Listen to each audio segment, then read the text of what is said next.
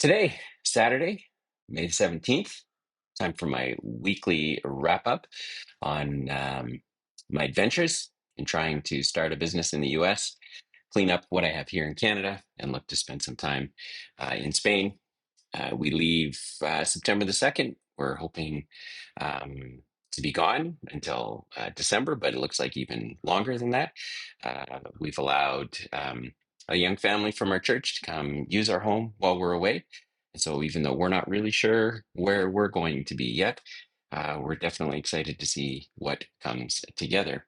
This week, just as a recap, was spent working with a new fella who's helping to take on a lot of the finance related tasks that I'm currently doing. And this is because as our team pushes towards doubling our revenue this year, there are going to be more people required to help prop that up and support it.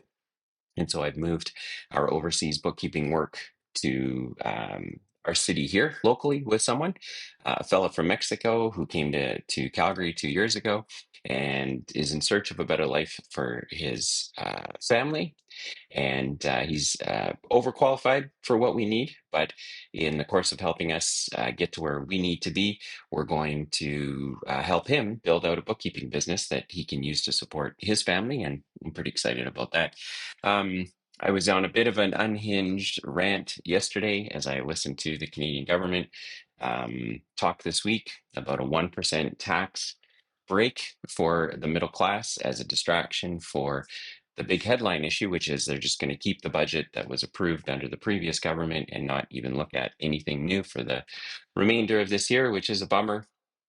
It riled me up a little bit because I can't even imagine as a business owner responsible for the livelihoods of 20 plus people, sometimes 40 people, how I would even begin to understand how to lead if I didn't know how we were going to spend our money, what we were going to spend it on, and revisit maybe some ideas that are no longer working. And so that's not what I'm going to recap on today's episode. But if you want to hear me be a little bit more unhinged, you can listen to yesterday's episode where I talk a little bit about that.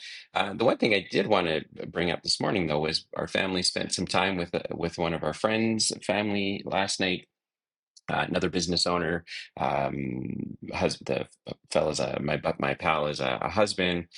He's a father. He's a business owner, and listening to what his overall objective is right now as a business owner in light of Canada. And he doesn't have the same opportunity to leave and take a step of faith that, maybe God's got something for him somewhere else that just isn't on his radar as it is mine.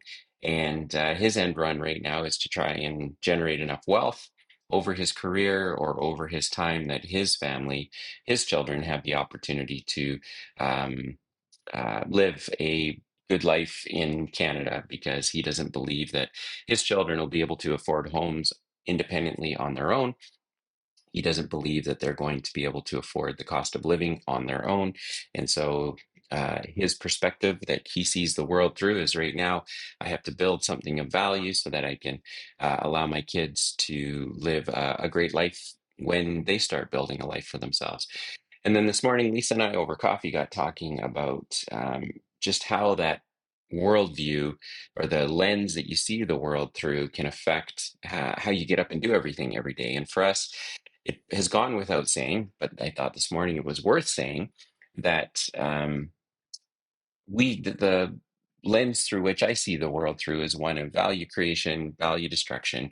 As a Christian, I believe God did in fact create all of what I see and interact with every day. He is a value creator. That the most valuable thing he created were people, and that every day being able to serve people is the most meaningful thing that can be done, and that living a life of faith, taking steps that may not have a clear destination, can seem scary.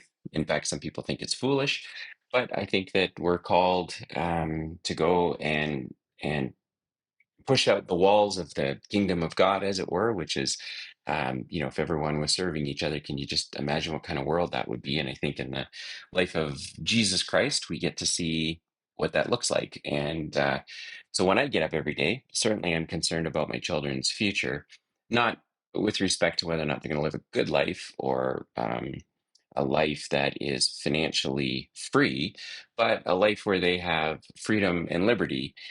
Because I think that with freedom and liberty comes the opportunity to um, serve other people kind of unabashedly.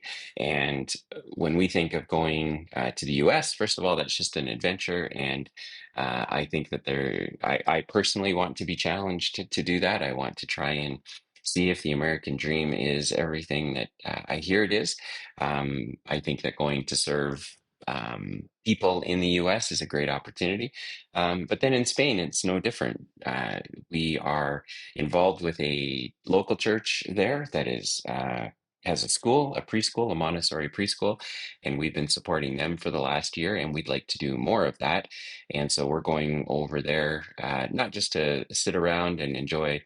The Spanish culture and the weather, but really to go there to serve.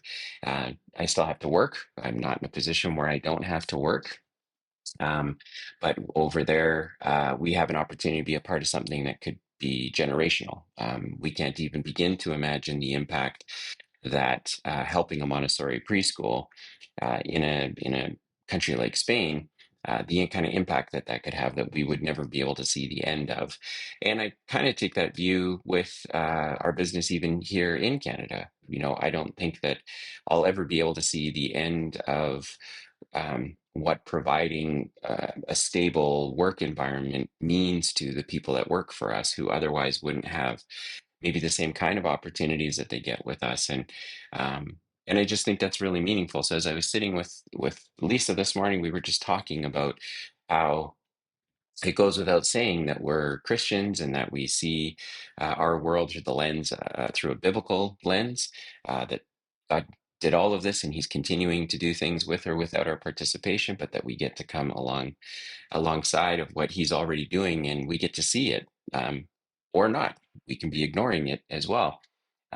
Versus, say, my pal who he's a Christian as well, but he really takes a lot of personal responsibility for the lives of his children in terms of not having faith that they're going to be able to have meaningful lives and that he has to financially provide for them because Canada is going to continue to be a pretty tough place.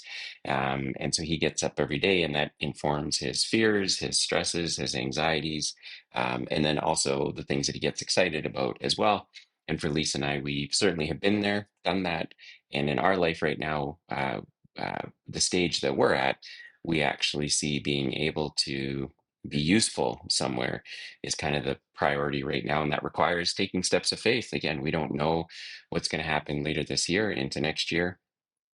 You'll get to hear me talk about it if you continue to follow along with this experience. But being a Christian, looking at the world through the lens of value creation and value destruction, as a husband, father, and business owner, trying to find ways to create value every day. And I think the easiest way to create value is to invest and serve people. Doesn't mean it's easy. Doesn't mean it happens without an enormous amount of effort. But I also think at the end of the day, it's something that you never get to see the end of. And that seems very, very worthwhile to me because most people, I think, are searching for something to fill that void in their life. You can only buy so many houses, so many cars, go on so many trips, wear so many different kinds of clothes. Like, I think we can reach the end of what we're capable of for our own self's sake.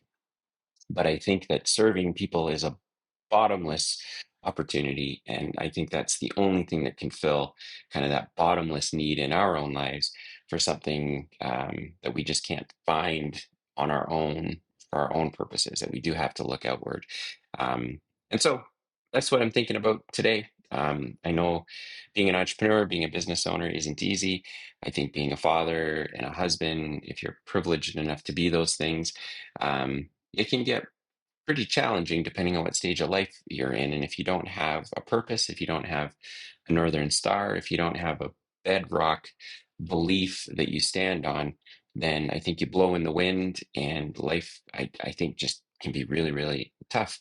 Conversely, if you can stand on a real bedrock of belief, mine happens to be a Judeo-Christian faith.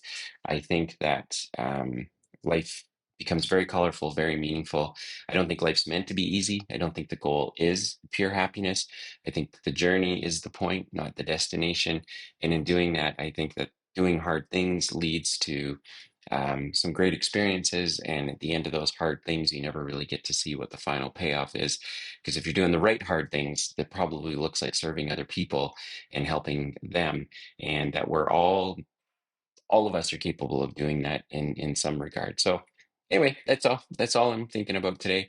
And when I think about should I stay or should I go, I look forward to stepping out in faith, to going and seeing what God has for me and our family.